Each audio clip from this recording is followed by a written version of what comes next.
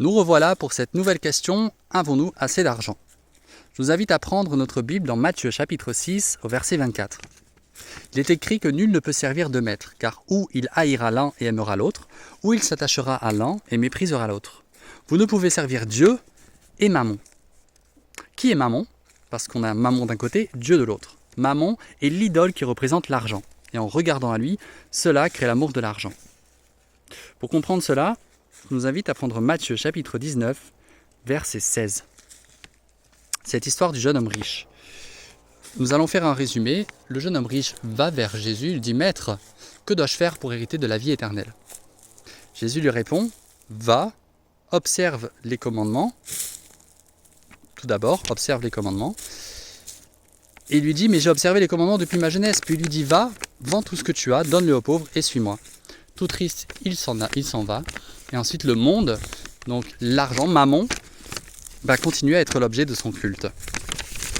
Alors on comprend mieux ce texte qu'on va lire ensemble dans Matthieu chapitre 19 verset 24 qui dit « Je vous le dis encore, il est plus facile à un chameau de passer par le trou d'une aiguille qu'à un riche d'entrer dans le royaume de Dieu. » Mais plus profondément, pourquoi? Eh bien, dans cette histoire du jeune homme riche, est-ce qu'il est possible, très bonne question, d'avoir de l'argent et en même temps d'adorer Dieu? Eh bien non, on a bien vu que les deux sont opposés dans Matthieu 6, 24. Alors, qu'est-ce qui a fait que ce jeune homme riche, finalement, s'est retrouvé dans cette situation où il croyait observer les commandements? D'ailleurs, c'est ce qu'il faisait depuis sa jeunesse, il croyait adorer Dieu, et pourtant, Mammon était l'objet de son culte. Lisons ensemble Romains chapitre 7 au verset 7. Que dirions-nous donc? La loi est-elle péché? Loin de là. Mais je n'ai connu le péché que par la loi, car je n'aurais pas connu la convoitise si la loi n'eût dit « tu ne convoiteras point ». Alors de même, il lui a été révélé que Mammon était l'objet de son culte, que Mammon était son Dieu. Et comme il ne peut pas en même temps avoir cet argent et en même temps adorer Dieu, eh bien, il a préféré se tourner vers Mammon, vers l'argent. Alors, on peut répondre maintenant à cette question. Pourquoi est-ce qu'il est plus difficile à un riche d'entrer dans le royaume des cieux qu'à un pauvre, dans Matthieu 19, 24? Parce que le riche, maintenant qu'il lui a été révélé que finalement Mammon était l'objet de son culte, lui qui croyait, parce qu'il observait les commandements depuis qu'il était jeune, adorer Dieu, il lui révélait que non, c'était un autre Dieu. Alors, est-ce qu'il est prêt à maintenant tout quitter? Et c'est ça, il n'est pas prêt, il est découragé. Il est plus difficile à un riche. Par contre, le pauvre, lui, n'a rien. Alors que pourrait-il quitter? Alors il accepte le présent offert de la vie éternelle, le cœur joyeux. Nous pouvons prendre Hébreux chapitre 10, verset 38, qui nous dit que le juste vivra par la foi.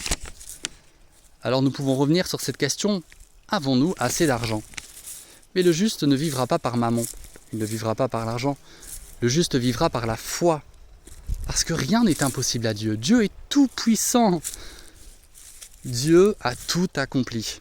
Nous pouvons compter sur lui, nous pouvons lui faire confiance. Nous pouvons, même s'il nous est révélé maintenant que Mammon est l'objet de notre culte, tourner nos regards, lâcher prise.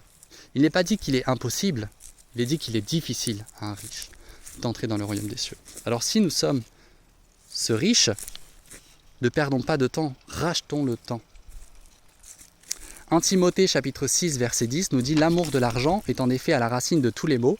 En s'y livrant, certains se sont égarés loin de la foi et se sont affligés eux-mêmes bien des tourments. » C'est pour ça que nous pouvons le répéter, encore une fois dans Hébreux 10, 38, « Le juste vivra par la foi. » Et si nous ne sommes pas ce riche qui finalement entend cette bonne nouvelle de la vie éternelle et que nous sommes plutôt ce pauvre, eh bien, faisons de même. Nous n'avons pas grand-chose à quitter, alors acceptons le présent offert de la vie éternelle, le cœur joyeux. Mais prenons une décision car le temps est court.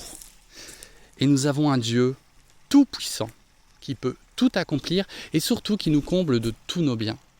Alors ne nous trompons pas de Dieu, mais croyons en celui qui est, celui qui nous expose son caractère, sa vie, Dieu tout-puissant à travers la vie de son Fils Jésus-Christ et à travers l'œuvre qu'il a accomplie à la croix.